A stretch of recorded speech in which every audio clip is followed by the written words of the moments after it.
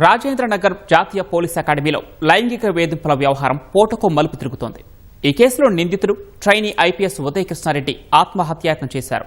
ప్రస్తుతం ఆయన ఎస్ఆర్ నగర్లోని జయంత్ ఆసుపత్రిలో చికిత్స పొందుతున్నారు. తనపై వచ్చిన ఫిర్యాదులు, జరుగుతున్న ప్రచారాలు పూర్తిగా అవాస్తవమని సామాజిక మాధ్యమం ఇన్స్టాలో ఉదయ్ పోస్ట్ చేశారు. పోస్టు పెట్టిన కాసేపటికి సూసైడ్ నోట్ రాసి ఆయన ఆత్మహత్యాయత్నం చేశారు. అటు ఉదయ్ కడుపు శుభ్రం చేశామన్న డాక్టర్ రిపోర్టులు వచ్చాక ఆయన ఏం తీసుకున్నారనేది తెలుస్తుందని చెప్పారు.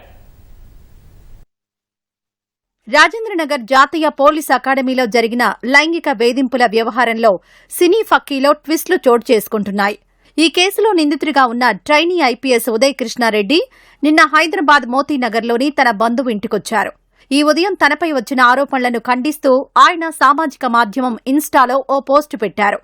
పోస్ట్ చేసిన కాసేపటికే ఉదయ్ ఆత్మహత్యాయత్నం చేశారంటూ బంధువులు వెంటనే ఆయన్ను ఎస్ఆర్ నగర్లోని జయంత్ ఆసుపత్రికి తరలించారు. ఆయనకు ఐసీయూలో చికిత్స అందిస్తున్నారు. ఆసుపత్రికొచ్చినప్పుడు ఉదయ్ స్పృహలో లేరని డాక్టర్ రవిశంకర్ తెలిపారు. ఉదయం కడుపు శుభ్రం చేశామన్న డాక్టర్ స్టమక్ వాష్లో ఏమీ కనపడలేదన్నారు. అన్ని రిపోర్టులు వచ్చాకే ఆయన ఏం తీసుకున్నారనేది తెలుస్తుందని చెప్పారు. తెలియని సబ్స్టెన్స్ ఏదన్నా తీసుకుని ఉంటారనే అనుమానంతో ఆయనకి మేము స్టమక్ వాష్ ఇచ్చాము.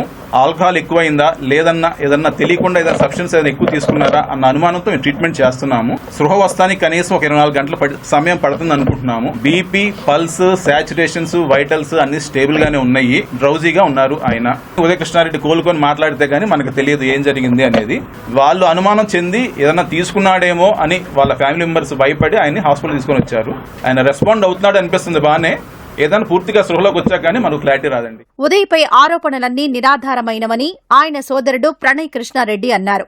ఉదయ్ ఎక్స్ట్రాడినరీ లీవ్ తీసుకుని వచ్చారన్న ప్రణయ్ ఇంటికొచ్చినప్పటి నుంచి ఉదయ్ ముభావంగా ఉన్నారని చెప్పారు. ఆయన అన్కాన్షియస్ లో ఉన్నారండి. నేను 6కి వచ్చేసరికి రూమ్ కి హాస్పిటల్కి తీసుకురావడం జరిగింది. రావడంలో ఇదంతా బాగా డిప్రెస్ అయ్యారు ఆయన. యాక్చువల్గా ఆడేంది థింగ్ ఏంది ఎవరికి తెలియదు కదా. తెలియకుండా విచారణ కమిటీ అదంతా ప్రూవ్ అవ్వకుండా అతన్ని సోషల్ మీడియాలో సర్క్యులేట్ చేసి ఆయన గురించి కంప్లీట్ గా ఎవరికి తెలుసు అండి. ప్రస్తుతానికి స్టేబుల్ గా ఉంది. ఇంకా రిపోర్ట్స్ రావాలి. రిపోర్ట్స్ వస్తే ఫర్దర్ ట్రీట్మెంట్ కూడా ఇస్తామని చెప్పి అంటున్నారు. లైంగిక ఆరోపణల కేసులో ఉదయ్ కృష్ణారెడ్డిపై పోలీసుల దర్యాప్తు కొనసాగుతోంది. కోర్టులో ఉన్న కేసుపై సామాజిక మాధ్యమాల్లో తప్పుడు ప్రచారాలు చేయొద్దని ఉదయ్ తరపు న్యాయవాది విజ్ఞప్తి చేశారు.